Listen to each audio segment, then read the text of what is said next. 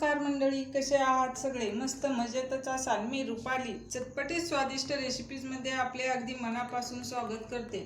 तर आज मी तुम्हाला उपवास स्पेशल एकदम खमंग आणि कुरकुरीत अशी शाबूची टिक्की तयार करून दाखवणार आहे। चला तर मग आपण टिक्कीसाठी काय साहित्य घेतले ते पाहूया। इथे मी 1 वाटी साबुदाणा घेतला आहे, अर्धी वाटी शेंगदाण्याचे कूट घेतला आहे, 3 बटाटे उकडून घेतले आहेत, इथे मी लाल मिरची पावडर घेतली आहे, चवीपुरते मीठ आणि जिरे घेतले आहेत। आता आपण टिक्की तयार करायला घेऊ। टिक्की तयार करण्यासाठी इथे मी पॅन गरम करून घेतला आहे। आता आपण यामध्ये हा 1 वाटी साबुदाणा आहे तो घालून घेऊया। आपल्याला साबुदाणा छान भाजून घ्यायचा आहे। साबुदाणा भाजून घेतल्यामुळे आपली टिक्की एकदम कुरकुरीत होईल। 1 मिनिट साबुदाणा मी भाजून घेते। 1 मिनिट झालेले आहे, साबुदाणा छान भाजला आहे। आता मी गॅस बंद करून घेते आणि हा साबू थोडा बाजूला सारून घेऊया आपण। आणि यामध्ये ही जिरे घालून घेऊया। जिरे घातल्यामुळे आपली टिक्की छान खमंग होईल आणि जिरे पण भाजूनच घ्यायचं आहे, म्हणजे हे आपल्याला मिक्सरमध्ये बारीक करून घ्यायचं आहे, लगेचच बारीक होईल।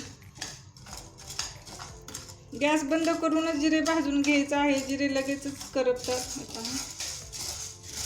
पॅन गरम असल्यामुळे जिरे लगेचच भाजतात। आता हे एका प्लेटमध्ये काढून छान थंड करून घेऊया आपण। इथे आपला शाबू छान थंड झालेला आहे। आता आपण हे मिक्सरच्या भांड्यामध्ये घालून याची छान पावडर बनवून घेऊया।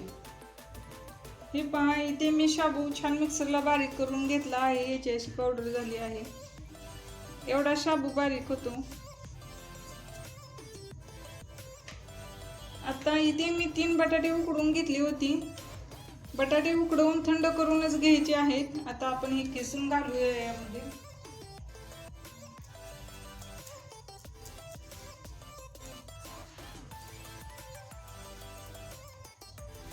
अशा प्रकारे सर्व बटाटे मी तिन्ही छान किसून घेते यामध्ये।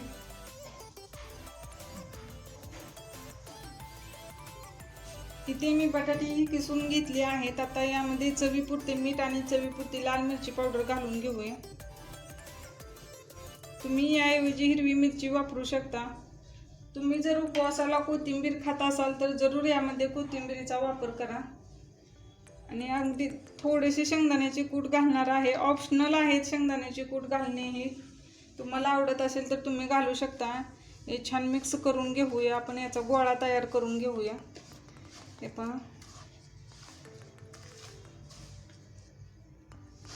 मी याचा गोळा तयार करून घेत आहे। तोपर्यंत तुम्ही चटपटीत स्वादिष्ट रेसिपीज या यूट्यूब चॅनलला सबस्क्राईब करा आणि शेजारील बेल आयकॉनही क्लिक करा। यामुळे काय होईल, मी जे नवनवीन रेसिपी अपलोड करेल ना त्याचे नोटिफिकेशन सर्वात आधी तुम्हाला भेटेल।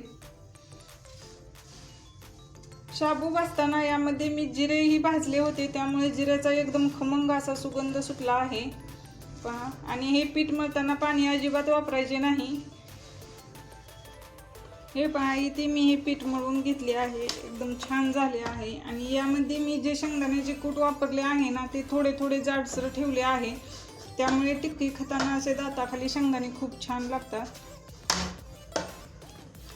आता आपण याच्या टिक्क्या तयार करून घेऊया।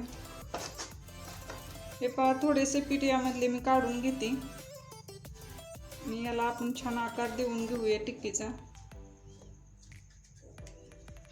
अजिबात पीठ चिरतही नाही।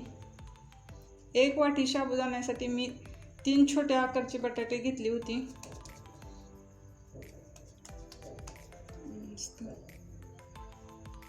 हे पहा, मस्त झाले आहे। आता आपण हे ठेवून घेऊया आणि अशा प्रकारे सर्व टिक्क्या मी तयार करून घेते। हे पहा, इथे मी अशा प्रकारे सर्व टिक्क्या तयार करून घेतल्या आहेत। इथे मी गॅस चालू करून पॅनमध्ये तेलही गरम करून घेतले आहे। तेल छान गरम झाले आहे। आता आपण गॅस मिडियम करून घेऊया आणि या टिक्क्या एक एक करून असे तेलामध्ये सोडून घेऊया।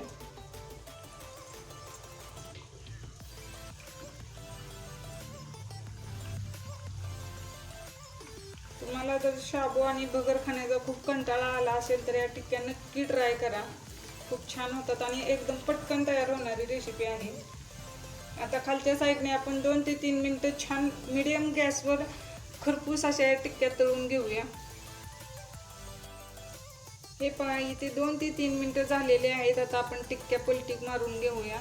मस्त पटकन निघतात. हे पहा अजिबात पॅनला चिटकत नाहीत आणि एकदम खरपूस अशा तळती आहे. आपण सर्व टिक्क्या छान पलटून घेऊया.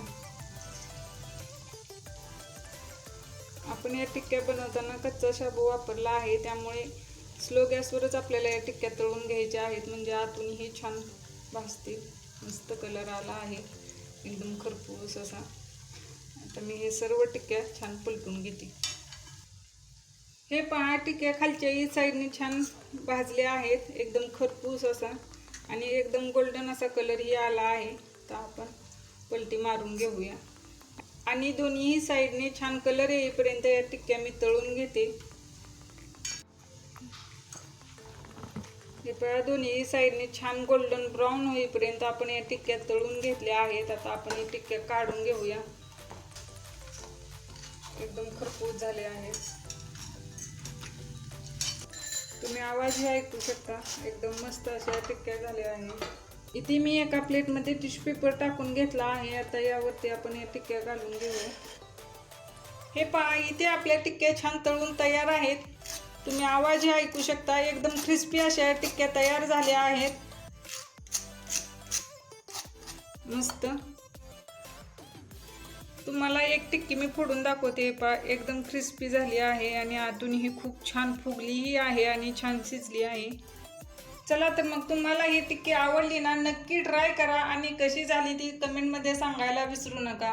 पुन्हा भेटूया अशाच मस्त रेसिपीमध्ये. धन्यवाद.